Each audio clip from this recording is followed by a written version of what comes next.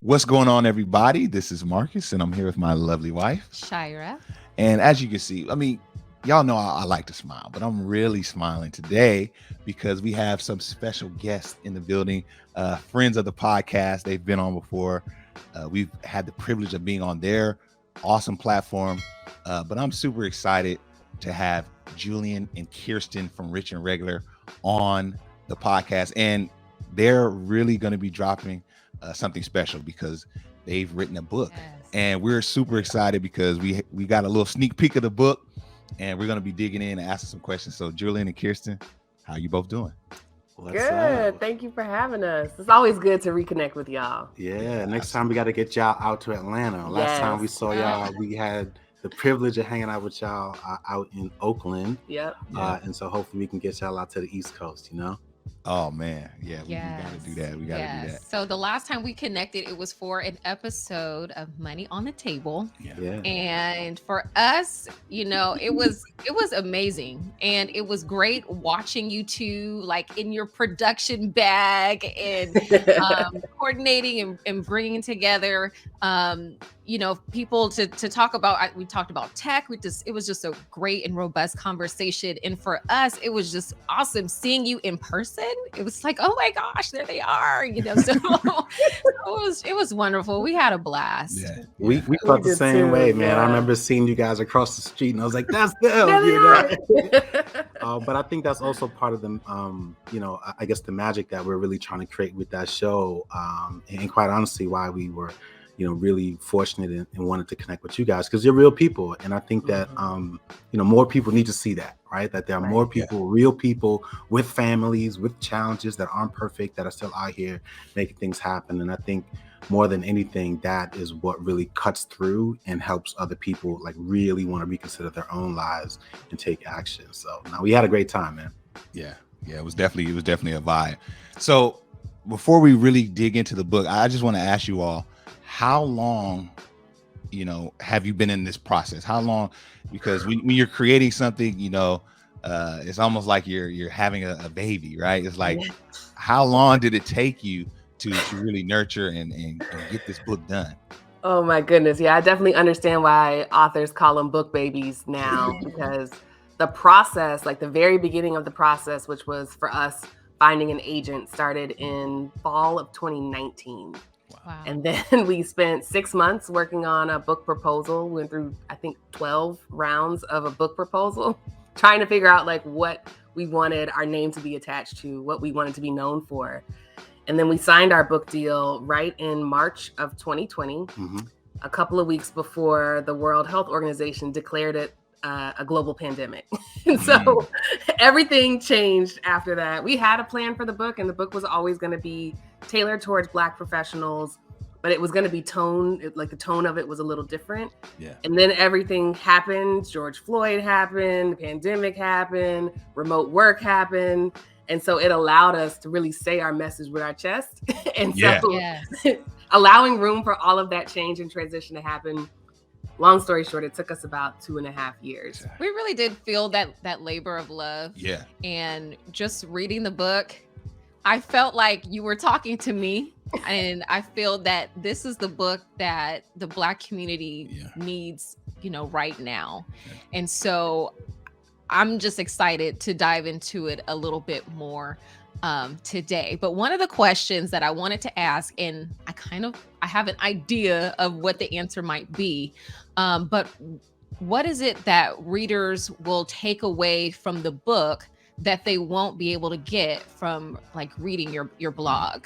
And before you go, shout out to their blog, award-winning blog, y'all. If y'all are not familiar with it, but yes, go ahead. Yeah, so there's a lot that I think you'll get from the book. I think one of the benefits of writing a book is it's one of the few times that I think people get to truly organize their thoughts, especially if you're going the traditional route. You get to organize your thoughts, you get to be much more prescriptive, you get to be a lot more specific, and you don't really get that in a blog. A blog is a much more casual, at least for us, a much more casual and dare I say even creative form of expression.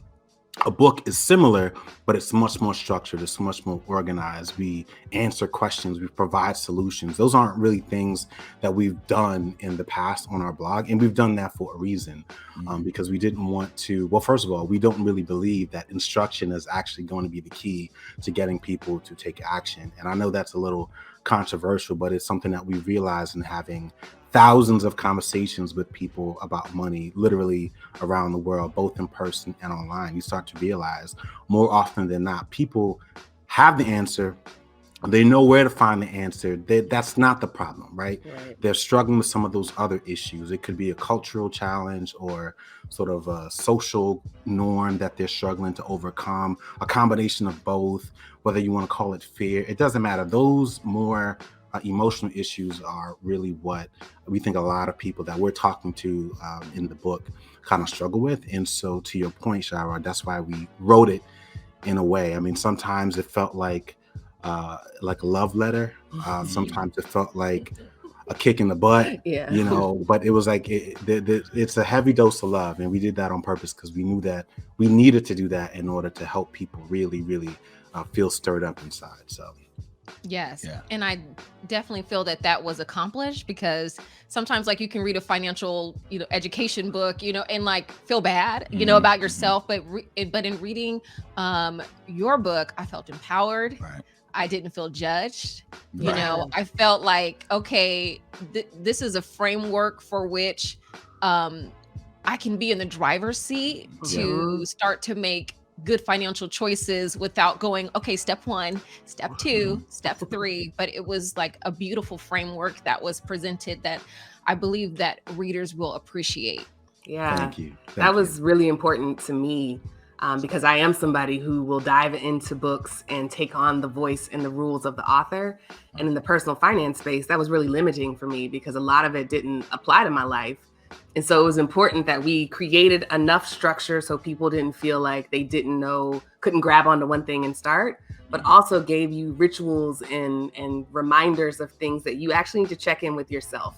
I want the loudest voice in your head to be your own. Yeah. Black people do not need another guru, another teacher, another person telling them what to do. We know what to do. We just need to clear out all the fluff and the noise and get recentered. And I think that's what we were trying to accomplish, which is very hard because publishers insist that people want to be told what to do. And it's like, when you're already marginalized, that's not what you want. That's what you're used to, but that's not actually what you want and certainly not what you need. Yeah, I think that's very well put. I was telling Shira, I said, if I got the vibe, like when I first read, and I hate to insert this author, but when I first read Rich Dad Poor Dad, where it wasn't I'm so glad you said that. Yeah, it wasn't a strategy per se. There was some strategy, but it was more mindset and open you up. It's like, man, I never, so I got that. And I feel like the black community and any other community that reads this will get that vibe when they read this. Like a lot of things that I never thought about that, there's a lot of light bulb moments in the book. So speaking of one, and you guys have kind of been on the front line of this, the FIRE movement, financially independent, retire early. Can you kind of speak to how and why that is important for communities like ours, and why that's kind of been something you both have been on the forefront for? So I found the movement first, then I shared it with Kirsten, and it took her a while to kind of wrap her head around it, but eventually she did. And then we both sort of stopped being outsiders and really decided to step in and really kind of make it a central part of our life. But a lot of it goes back to what Kirsten was saying before in terms of the moment that we're in. And a lot of these things were happening when we found the movement back in 2012, 2013. Society really just hadn't caught up to start giving it a name like the social reckoning, or we really weren't forced to pay attention because we didn't have a pandemic that we were dealing with at the time. But we were in the very early stages of our corporate careers. And so as we were thinking about this movement, and in general, it's a powerful movement that I think is relevant for everyone, especially working professionals of all backgrounds. It doesn't matter. This is a movement that I think you should at least acknowledge as relevant and something that might be applicable for your life. But when you think about it in the context of the Black community, and you think about the racial wealth gap, and you think about the racial income gap, you think about the struggles that so many Black professionals have in the workplace, and you combine all of those things, I think you really have to come to a decision to say, okay, I need to think about like most of us think about our careers like it's a game, right? And it's a game that we believe that we can win, and we're going to win because we're going to work harder, and we're going to be smarter, and we're going to get more credentials, and we're going to do all of these things, and we're going to win. But the reality is a very small percentage of people actually win. And we define winning in very narrow terms. It's either getting the job, getting the next job, and it doesn't ever stop, and I'm getting the promotion. What we're really trying to introduce to people, all people, but specifically the Black community, is that winning can look like being at a financial position where you can afford to walk away, where you can essentially cash out and live life on your own terms. And that doesn't mean leave your job. It could mean leave your job, Right.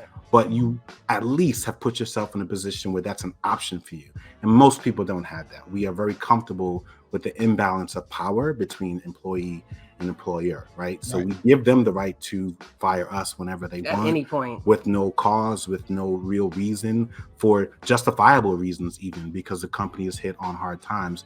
And more often than not, that leaves a lot of us in a really precarious situation. So when we think about the Black community, and we think about the opportunity that we have with the most educated and a hardworking generation, what we don't want is to squander this moment or to squander this opportunity. So we wanted to give some instruction and an opportunity for us to say, all right, we're great and we're making great money, but it may not last forever. We may not have 30 years to figure this out. So let's shorten that timeline for the betterment of ourselves, but also the improvement of our community. That's dope. I love that. I love that. And I definitely got that, from y'all's book. So wonderful. Now there was a quote that I really liked. It says, "Freedom cannot be achieved without letting go." What are some of the things that, people might have to let go of? I know you kind of touched on them there, but what are some of the things when you say a quote like that, what are some of the things you want people to think about when you say that? It's a lot of the advice that you've been given by the adults in your life and the people that you love and look up to. I think, to Julian's point, we're just at a time where traditional advice isn't going to serve you. And so things like, you got to work twice as hard for half as much, or this idea that work ethic is more virtuous than freedom, or this idea that, just put your head down and take it. You should be grateful for the things that you get, even though the data suggests that we're underpaid and under mentored, and all these things that we're just supposed to be grateful and just supposed to be happy to be here. You have to let that go. And if you do have a prestigious career, if you do have a career that comes with some status, in certain communities, being a doctor or a lawyer, means something to your mom, to your grandma, to everybody. You have to let go of the idea that your job is somehow your identity, or that your personality is attached to this thing that you do for a living. Right. And I think that's the hardest part for a lot of people, because it can feel like a sunk cost. It can feel like I've spent all of these years getting credentialed. I've paid hundreds of thousands of dollars on advanced education. My social network, my lifestyle, my friend groups are all built off of this connecting thread of my career. Right. And so you got somebody like me saying, nah, that's actually the least interesting thing about you. You'd be totally fine if you never talked about law or medicine again. You'd meet a whole different set of people and start to figure out what makes you special as a person who's not exchanging their time for labor. And that idea is just really scary for a lot of people, because so much is built on top of it. Yeah. Right. And another quote, look, I'm paraphrasing at this point, but at one point in the book, it said that your title, your job title will not be on your tombstone. And so really with this book, it's finding what matters to you, and then what steps, do you need to take in order to get there. So thank you for that. Yeah. And I'm sorry. There's one thing I did want to say. It's we all work with someone, and I know I do. And it's their job is all they have, right? Yes. And I think this really, what you were saying, Kirsten, really speaks to that. It's just we're more than that. We're more than that. And sometimes you see those people and you're just Lord, That's get another passion, right? Get something. Yeah, I get it. And I want to be clear, like we've both been there. Oh right? yeah. So we've been there. We've had the fortune of going through some of the hard conversations personally and with one another to come to the conclusion that we've come to. And again, we just so happen to have been willing to have that conversation with so many people over the years, both within our circle and outside of it. And that's when we really started to realize that this is this is culture. This is part of American culture. It's part of Black culture. And so to your point, like you have to be willing to let some of those things go. Very similar to like parenting. Like we don't do all of the things that our parents' generation did, right? We take some of the things, or like you said, I think it was in the Money on the Table episode, you eat the meat and you spit out the bones, right? We have to be willing to do that in more areas of our lives, in terms of our professional identities, in terms of our careers, in terms of how we think we can earn money, even though we may not necessarily know how to do it today. It doesn't mean you won't be able to thrive at that thing a year from now. And so this is the moment that we're in, not just from a social justice standpoint, but from an entrepreneurial standpoint. A lot of people really have an opportunity to lift themselves up and redefine who they are in a lot of ways. And we're hoping that our book can help get them over the hump. Absolutely. Yeah. And so along those same lines, one of the chapters talked about the purpose of income. And I really enjoyed that chapter. And you laid out 4 distinct purposes for income, one being security, flexibility, independence, and freedom. So can you talk a little bit more about that idea of having purpose for income? And you don't have to tell it all, because of course we want folks to get the book. I need to get the book. Read it. Yeah. I'm gonna stop halfway through. It's like, if you want to learn the other 2, get the book. Right. I think the purpose of income was really just our attempt to tell people what it's like to live in a consumerist country, right? Consumerism is a huge part of the American economy. Even through investing in the stock market, 70% of the stocks in an S&P 500 index fund are related to consumer spending in some way.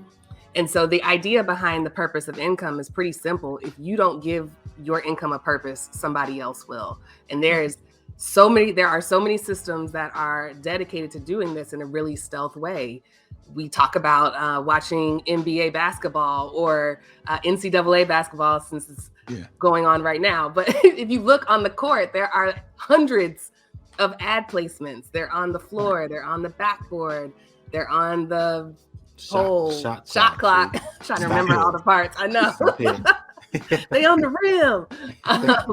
But it's everywhere. Your phone, it's everywhere. And it's to the point now where you don't know why it's in your timeline or in your feed. You don't know if it's something that you clicked on or Alexa just overheard you talking. Right. And so you are like inundated with marketing messages and advertising.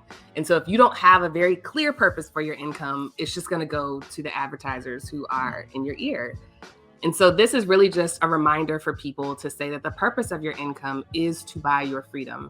You need to get money, know that your money can work way harder than you can, put it to work.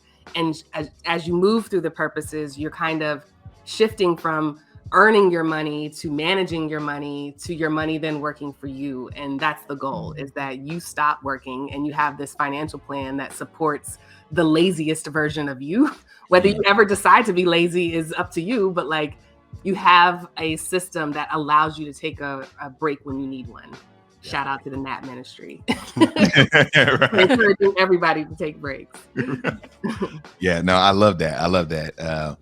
And so one thing also that I really wanted to get into was the 15-year career. Like, to me, that's where I got excited, because so many people think, man, I mean, I've been working since I was 15 and a half. And I know there were years there when I thought, I'm gonna have to do this till 65. This is what my granddaddy did. My mom and dad did it.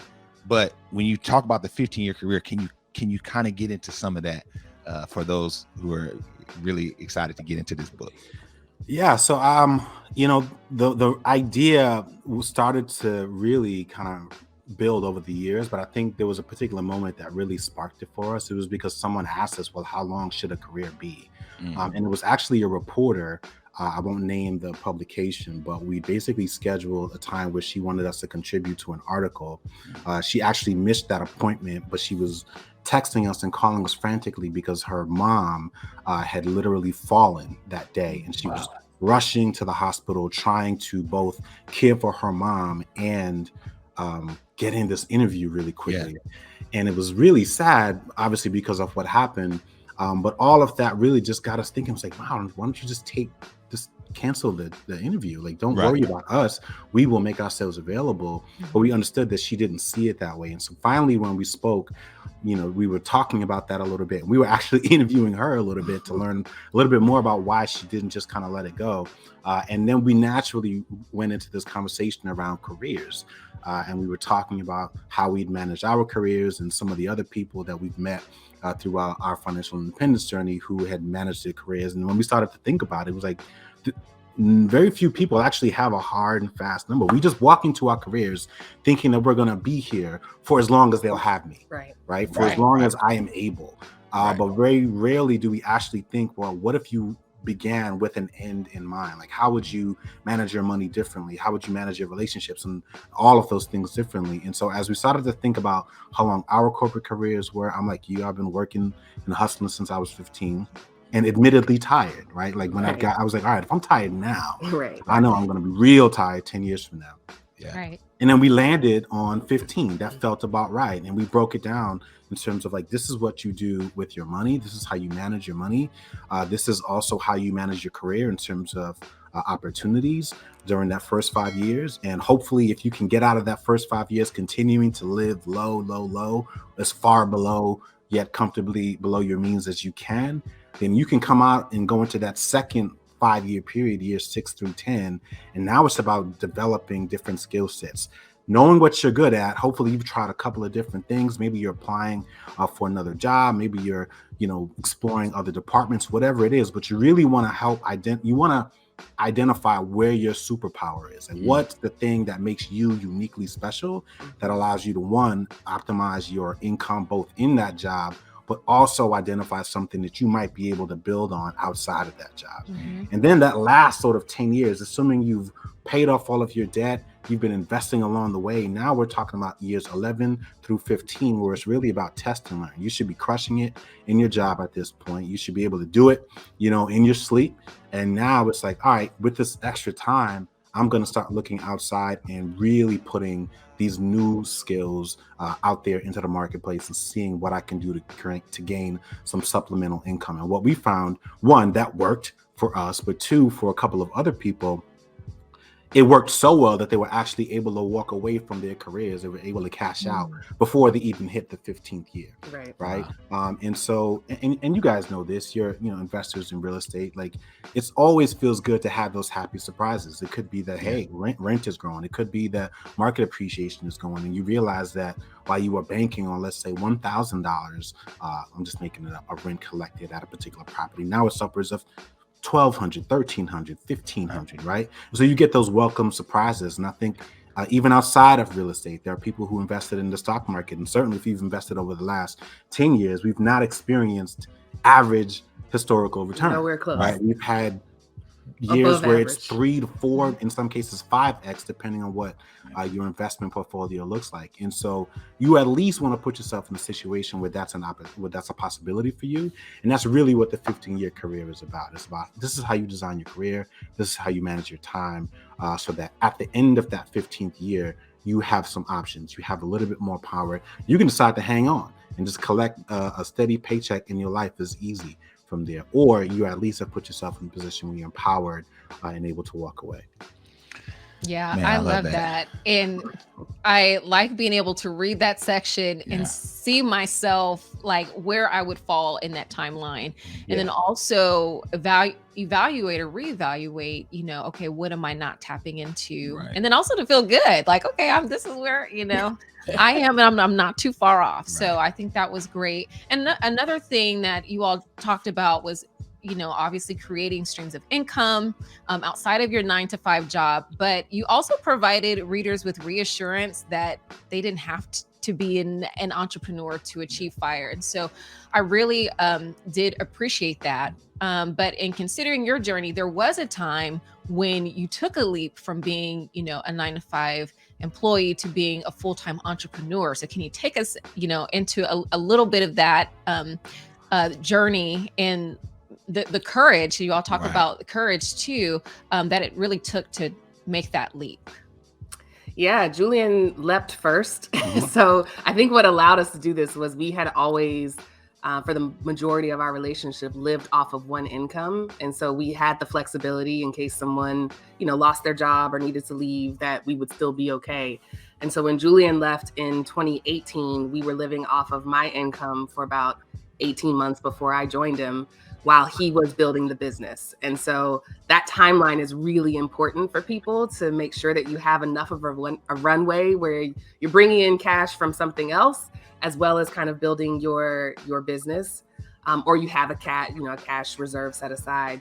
But yeah, when I left, it was a matter of doing the math and asking the questions about what my job was teaching me to be, who my job was teaching me to become.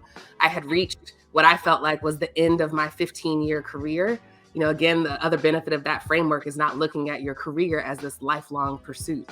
It's deciding, like, after 15 years, very similar to 12 years of schooling or 4 years of college or 6 years of med school, whatever it is, that you're done. And so I felt like I had reached what corporate America could teach me at this point. And so the idea was to join the business and see what I could learn in this capacity. And it's been great. It's been challenging. It has challenged me more so than my job did in the last 5 to 7 years. But at the end of the day, it's equipping me with skills that will be more valuable as we go into this new economy. So if I ever decide to go back to work, which is an option that's available to me, I'm well poised to do well in the new economy of future of work. Yeah, my departure was a little different, right? And it involved, you could argue some of the failures of diversity, equity, and inclusion work in corporate America. And we talk a little bit about that in the book. We share some examples in terms of like how these power dynamics favor some more so than others. And we don't actually talk about my actual instance in the book. We talk about that on the blog in a 3-part series called A Resignation Story. But it's essentially, a situation where I was made to feel very uncomfortable, and was basically being, I hate to sound dramatic, but when people, like what they say, attack your character, and that's something that happened to me. But there was a really interesting racial dynamic that was a part of that, and I learned a lot about myself through that process. I also learned that a lot of people have their own versions and stories of things like this, and are still till this day very uncomfortable talking about it. And so we felt as leaders, but also as creatives, that it was our job to talk about those things. And I think it actually helps to justify why our book is so important, because when we talk about managing your money, we can't talk about money without talking about work. And if we're talking to Black professionals, we have to acknowledge why their projections, why their sense of comfort should or discomfort needs to be factored into their career. And so when we talk about a 15-year career, it's not just a matter of saying, hey, so that you can make as much money, get in and get out. It's also a matter of saying, hey, these environments have historically been very harmful to not just your physical health, but our mental health. There is certainly blowback in terms of how it impacts the way that you show up as a parent, especially as a father. It's actually worse for men, given the failures of paternal leave policies and all of those other things. But it's not designed for families to thrive. No. And so if you want to give your family much more than what typical corporate America benefit structures allow you to have, you need to plan and manage your career so that you can actually do that. And again, it's not even just so that you can have a better relationship with your children.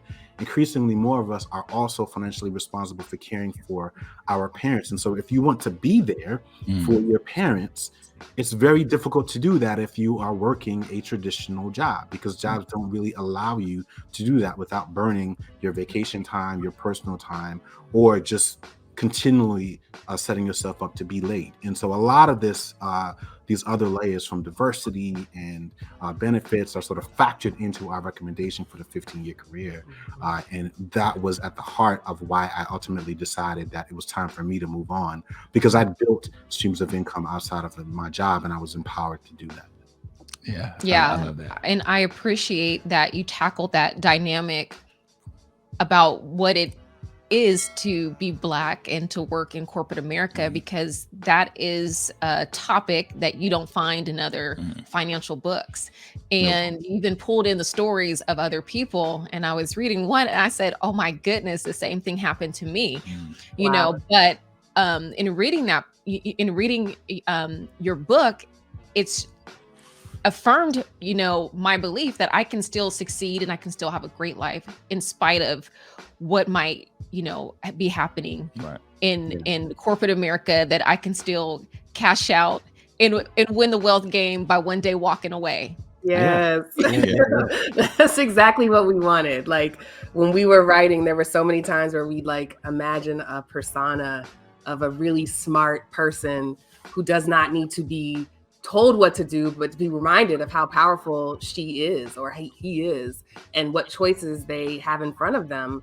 Because that's the key to liberation. That's the key to freedom, is to believe that you have a choice. And so many of us just don't think we have a choice. And it's like, but you do. Like, you just need to change a couple of things and then choose whenever you want to. It doesn't have to be year 15, or you don't have to retire at 40 or whatever it is. Like, but just to always feel like you have a choice, because that's how you maintain your power. And that's how you opt out of really toxic situations before they become harmful to your family.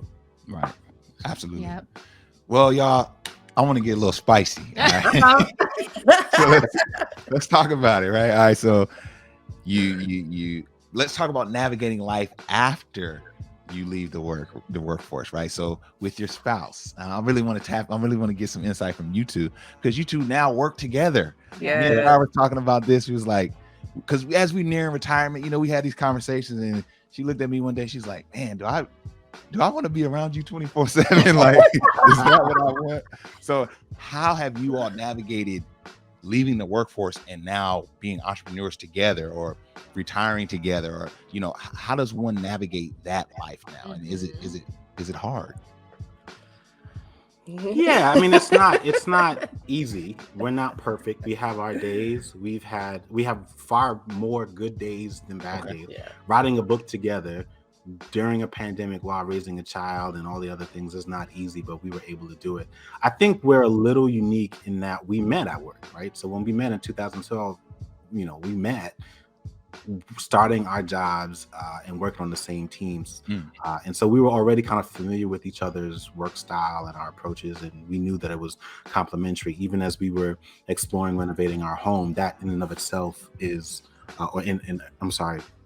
even as we were exploring our real estate portfolio back in the day before we ended up selling it, that was a partnership. That was us working together in order to make those things happen. And so I think, you know, we're life partners. That's really what this is about. We're husband and wife. We're already a team. And so for us, it wasn't that difficult being able to make that pivot. I will say there are much more, there are some simple things that help, right? Like we've got 3 levels to the house.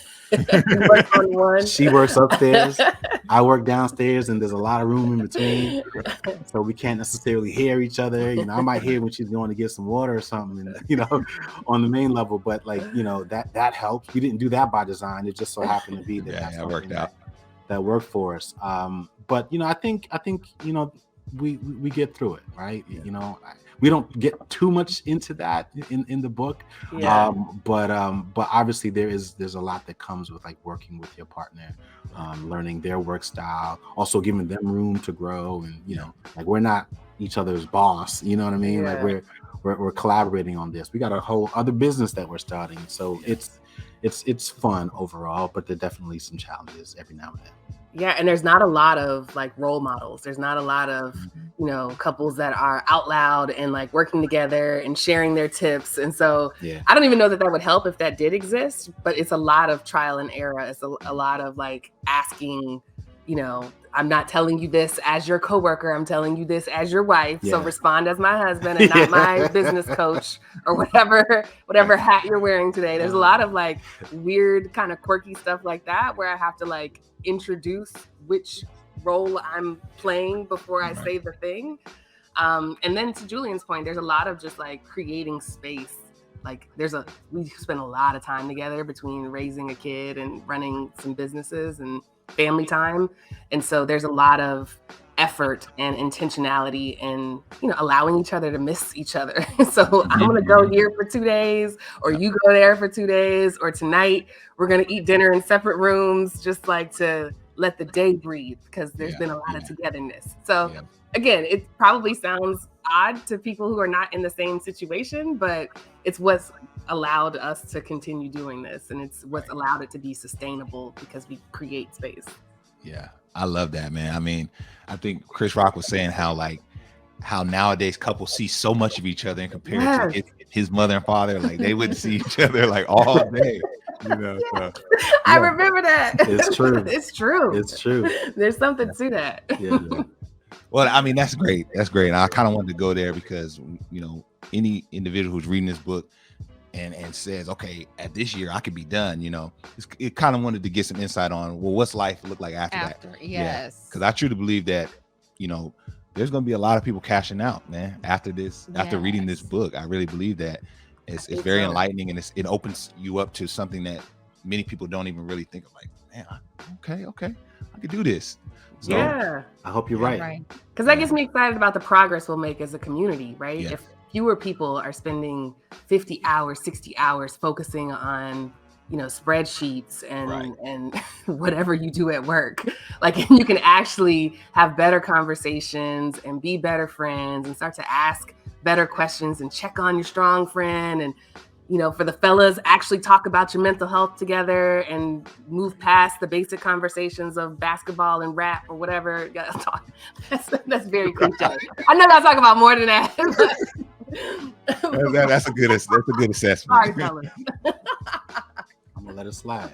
I just look forward to how we all can show up for each other when we're not so focused on being these brazen careerists with no end in mind. Yeah. Absolutely. Right. Well, Shai, any final thoughts? Sure. You know, I was just going to say that we appreciate you both so much, and everything you do it with the spirit of excellence, and we admire that about you, and we're super excited about your book and the things to come after. Yeah. So thank you so much, guys. Absolutely. So where can people find this book? Where can they get their hands on it? Let us know where this is going to be at. Yeah, so pretty much every major retailer. So Amazon, you can get the book at Target, Walmart, Barnes and Nobles. Those tend to be the top 4 places where we found people are searching for books. But there's several others. You can go to our website, richandregular.com. We will have a list of, for those who are interested, Black-owned and indie bookstores if you want to support small businesses. So we'll have a list of those. We'll even have a list of libraries. There are a handful of them who are going to have the book ready for checkout. Obviously not all of them, but you can do that as well. If you aren't able to purchase the book, you can certainly ask that your library request it. We'll also have audiobooks. We'll be narrating it ourselves. And so if you prefer to listen on Audible or on the Apple Books audiobook platform, you can do it there as well. But anywhere books are sold, you should be able to get it. And if not, you can ask them and they'll get it. But if not, Amazon is probably going to be your best bet. Man, that's dope, y'all. We talk about Target and Amazon and Barnes and Noble. Like, come on, you know, this is for real. So man, we're super hyped for you both. So thank you. Thank y'all for being on, man. Yes. Thank you. Man, it's great seeing you guys. Yes. Only thing I'm missing is some udon noodles, food, right? And some wings and some drinks. So we'll definitely have to do this again in person next time. Absolutely. All right, everybody. So we hope you enjoyed this episode of the Black Married and Debt Free Podcast. This is Marcus, and I'm here with my lovely wife, Shira. We're going to holler at y'all on the next one. Peace. Bye.